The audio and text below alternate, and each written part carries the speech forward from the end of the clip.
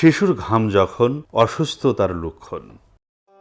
শিশুরা সাধারণত একটু বেশি ঘামে, বিশেষ করে ঘুমানোর সময় বা দুধ খাওয়ার সময়, কারণ তাদের শরীরের তাপমাত্রা নিয়ন্ত্রণ ব্যবস্থা পূর্ণাঙ্গভাবে তৈরি হতে সময় নেয়। কিন্তু আপনার শিশু কি এসি বা ফ্যানের নিচে থাকার পরও অতিরিক্ত ঘামছে? সামান্য নড়াচড়াতেই কি সে ভিজে যাচ্ছে? যদি উত্তর হ্যাঁ হয়, তবে এই ঘাম সাধারণ নাও হতে পারে। শিশুর এই অতিরিক্ত ঘাম অনেক সময় তার শরীরের ভেতরের কোনো বড় অসুস্থতার নীরব সংকেত বা লক্ষণ হতে পারে। শিশুর অতিরিক্ত ঘাম কোন কোন রোগের লক্ষণ ও সতর্ক সংকেত? চিকিৎসকদের মতে শিশুর এই অস্বাভাবিক ঘাম মূলত কয়েকটি বড় স্বাস্থ্য সমস্যার ইঙ্গিত করে। চিকিৎসকদের মতে শিশুর এই অস্বাভাবিক ঘাম মূলত কয়েকটি বড় স্বাস্থ্য সমস্যার দিকে ইঙ্গিত করে। হৃদরোগের ঝুঁকি। দুধ খাওয়ার সময় যদি শিশুর কপাল অতিরিক্ত ঘামে এবং সে ক্লান্ত হয়ে পড়ে, তবে তা জন্মগত হৃদরোগের লক্ষণ হতে পারে। হরমোনের ভারসাম্যহীনতা।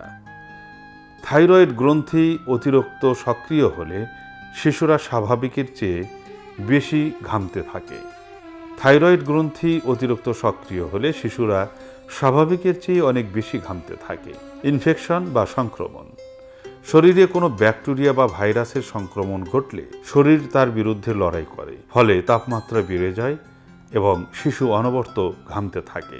Slip apnoea. ঘুমের মধ্যে শ্বাসকষ্ট হলে বা নাক ডাকলে শিশু ঘেমে অস্থির হয়ে জেগে উঠতে পারে। ভিটামিন ডি এর অভাব। রিকেটস বা ভিটামিন ডির ঘাটতি থাকলে শিশুর মাথায় অতিরিক্ত ঘাম দেখা যায়। তাহলে কখন আপনি দ্রুত চিকিৎসকের পরামর্শ নেবেন? যদি দেখেন ঘামের সাথে শিশুর ওজন কমছে, শ্বাস নিতে কষ্ট হচ্ছে, শরীর নীলচে হয়ে যাচ্ছে এবং সবসময় জ্বর জ্বর ভাব থাকছে, তবে এক মুহূর্তও দেরি করবেন না। মনে রাখবেন, সচেতনতাই পারে আপনার শিশুকে সুরক্ষিত রাখতে।